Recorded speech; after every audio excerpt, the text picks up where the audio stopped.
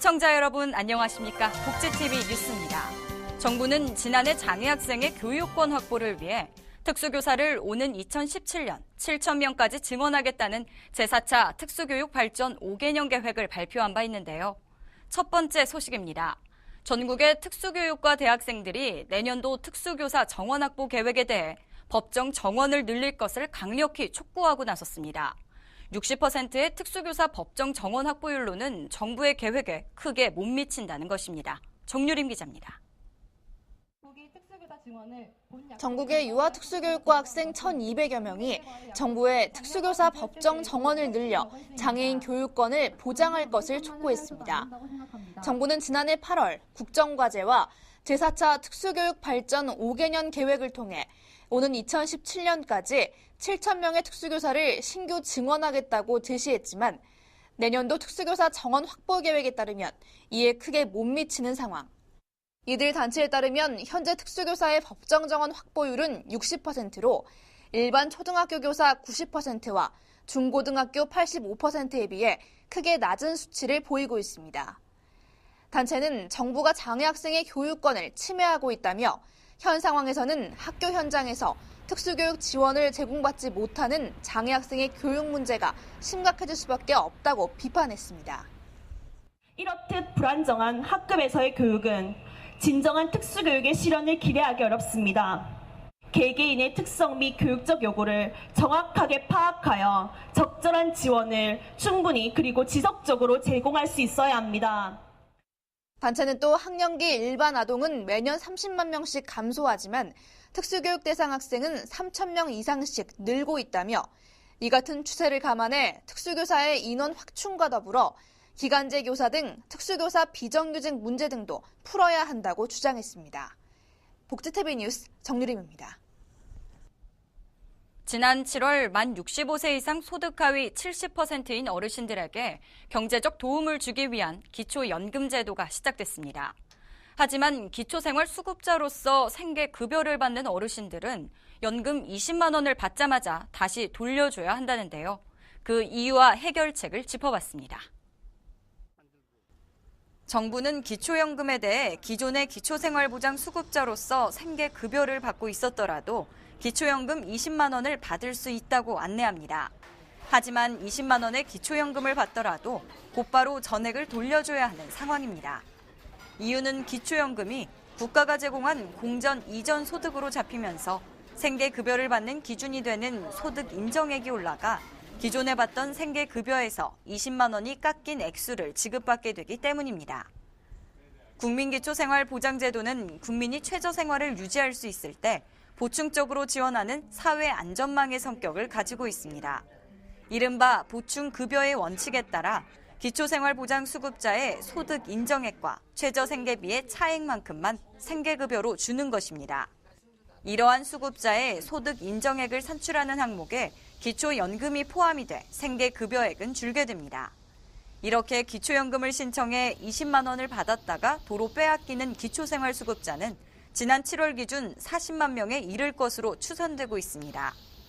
국회 입법조사처는 이처럼 최빈곤 노인층이 받는 실제 급여가 늘어나지 않는 점을 지적하고 정부는 기초연금처럼 노인 빈곤 문제를 해결하기 위한 특수한 정책적 목적으로 지급하는 각종 공전 이전 소득은 기초생활보장수급자의 소득 인정액 산출 항목에서 제외해야 하는 방안을 고려해야 한다고 강조했습니다. 시각장애인들의 이동권 보장을 위한 목소리가 서울 광장에 울려 퍼졌습니다. 이들은 장애인 콜택시에 비해 대수도 부족하고 이용 요금도 비싼 서울 시각장애인 생활이동지원센터 차량인 복지콜에 대한 문제를 지적했습니다.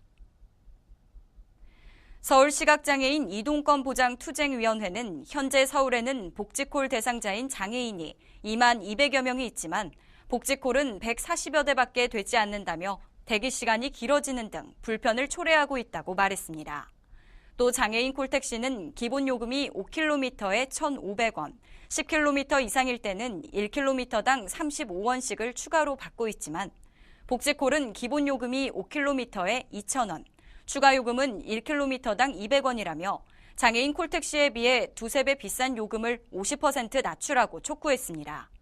한편 이들은 결의대회 후 복지콜 증차와 요금 인하에 대한 성명서를 서울시에 전달했습니다. 전자바우처로 지급되는 사회서비스 이용권을 부정 사용하다 적발되면 3년 동안 해당 바우처를 아예 이용할 수 없게 됩니다. 보건복지부는 전자바우처 부정수급과 관련된 내용을 담은 사회서비스 이용 및 이용권 관리에 관한 법률 개정안을 입법 예고했습니다. 앞으로는 바우처 서비스를 이용하지 않고 사회서비스 제공기관과 짜고 이용한 것처럼 속인 수혜자는 최대 3년 동안 바우처 이용권을 사용할 수 없고 서비스를 제공한 것처럼 속인 종사자도 2년 동안 해당 업무 자격이 제한됩니다. 또 제공기관에 대해서는 부당 청구한 금액의 최대 5배를 추가 징수하게 됩니다. 지난 주말 광복절을 기념하는 행사가 전국 곳곳에서 열렸는데요. 포항 월포 해수욕장에서는 복지TV 포항지사와 함께하는 희망 음악회가 열려 시민들의 많은 호응을 받았습니다. 최보아 기자입니다. 광복 69주년을 경축하는 노랫소리가 월포 해수욕장 바닷가에 울려 퍼집니다. 시민들은 박수를 치며 우리 땅을 되찾은 그날의 감격을 되새겨봅니다. 조카들이 또 천안에서 왔어요. 그래서 구경하러 와서 같이 신나게 놀았어요. 지금은 소외된 사람들 우리가 많이 이렇게 생각해야 되는 때인데 이렇게 복지TV라는 게 있다는 게 참 좋아요. 복지TV 포항방송이 주최하는 희망음악회는 지난 16일 월포 해수욕장 특설 무대에서 열려 포항 시민들과 휴가를 즐기는 관광객들로부터 큰 호응을 얻었습니다. 복지TV가 이렇게 또 8.15 69전 행사를 맞이해서 희망음악회를 특히 또 우리 청정해역 월포 해수욕장을 찾아서 이렇게 또 희망음악회를 가져주는 데 대해서 너무나 감사 말씀을 드리고 기억에 남을 만한 그런 해수욕장으로 거듭날 수 있도록 노력을 하겠습니다. 이날 행사는 바이올린, 색소폰 등 다양한 악기 연주와 함께 초대 가수들의 공연이 이어졌습니다. 오늘 참 생각한 그 이상으로 많은 우리 주민들 또 참석해 주셔서 고맙고 앞으로 이 행사를 더 매년 연속적으로 지속적으로 해서 좀 더 지역 주민과 가까워지고 또 우리 복지방송을 알리는 그런 계기로 삼고자 이렇게 노력을 할 것입니다. 희망음악회를 통해 시민들은 다시 한번 광복절의 의미를 되새기고 더 나아가 포항의 대표적인 광복절 행사로 자리매김하길 기대해봅니다.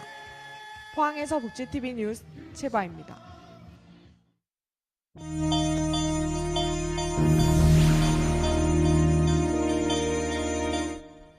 이어서 간추린 뉴스를 전해드립니다.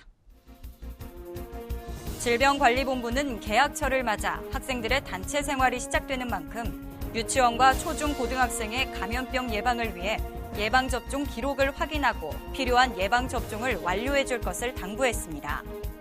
예방접종 기록은 예방접종 도우미 사이트와 스마트폰 앱을 통해 보호자가 직접 확인할 수 있습니다. 한편 개학 후 학생들을 중심으로 호흡기를 통해 홍역과 수두 등 감염병이 전파되는 만큼 쉬는 시간에는 수시로 손을 씻고 기침이나 재채기를 할 때는 반드시 휴지나 손으로 입을 가리고 할 것을 강조했습니다. 한국장애인 고용공단은 장애인의 공직 진출을 지원하기 위해 2014년 장애인 군무원 면접 특강을 오는 30일 경기도 성남의 공단 본부에서 개최합니다. 특강은 군무원 필기 전형에 합격해 면접을 준비하고 있거나 군무원에 관심이 있는 장애인 수험생이면 누구나 참가할 수 있으며 특강 신청은 26일까지 참가 신청서를 한국장애인 고용공단에 미리 제출하면 됩니다. 대한주택보증은 다문화 가정을 위해 우리나라 주택보증제도와 보호 절차를 소개하는 다문화 가정을 위한 주거행복지킴 안내서를 발간했습니다. 책자에는 주택 관련 문제 발생 시 대한주택보증을 통해 도움을 받을 수 있는 방법 등이 담겨 있으며 베트남어, 중국어 등 4개 국어로 출간된 책자는 전국의 다문화가족 지원센터나 다누리 홈페이지에서 열람할 수 있습니다. 보건복지부와 중앙치매센터는 치매의 부정적 인식 개선을 위한 2014 치매 극복 전국 걷기 대회를 다음 달 13일 개최합니다. 대회 참가비는 무료이고 접수는 중앙치매센터 홈페이지에서 할 수 있으며 행사 당일 현장 접수도 가능합니다.